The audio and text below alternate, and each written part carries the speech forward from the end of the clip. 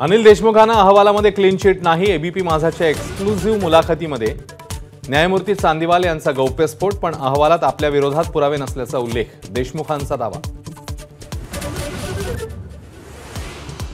अनिल देशमुखांवरच्या 100 कोटींच्या वसुलीच्या आरोपांची सीबीआय चौकशी झाली पाहिजे। चांदीवाल यांच्या गौप्यस्फोटानंतर उपमुख्यमंत्री फडणवीसांची मागणी।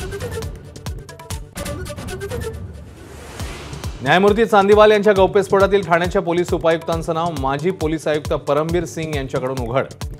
लक्ष्मीकांत पाटील हस्तक्षेप करत असल्याचा परमबीर सिंग यांचा दुजोरा। उद्धव ठाकरेंनंतर एकनाथ शिंदे, फडणवीस, अजित पवार, राज ठाकरे आणि खरगेंच्या बॅगांच्या चौकशीचा व्हिडिओ समोर। बॅगेत फक्त कपडे। शिंदेंचा उद्धव ठाकरेंना टोला। साहेबांनंतर बारामतीत आपल्याला सर्व काही पाहायचंय, अजित पवारांचं वक्तव्य। मुलीनंतर साहेबांनी थेट नातूच पुढे केल्याचीही टोलेबाजी। पहाटेच्या शपथविधीच्या दाव्यावरून अजित पवारांचा युटर्न। बैठकीत अदानी उपस्थित नसल्याचा दावा।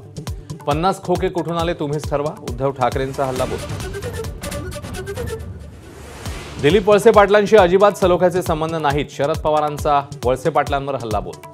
गद्दारांना मोठ्या फरकाने पराभूत करण्याचं आवाहन।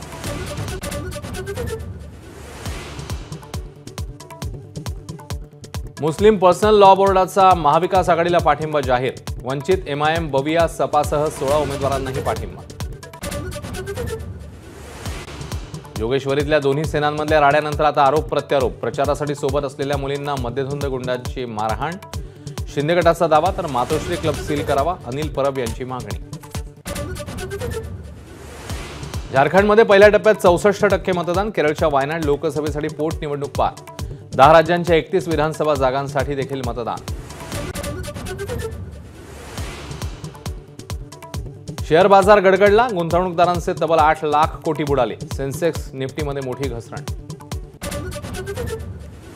अमेरिकेचे नवनिर्वाचित राष्ट्राध्यक्ष डोनाल्ड ट्रम्प यांचं मंत्रिमंडळ तयार। टेस्लाचे एलन मस्क आणि भारतीय वंशाचे उद्योजक विवेक रामास्वामी यांचा समावेश।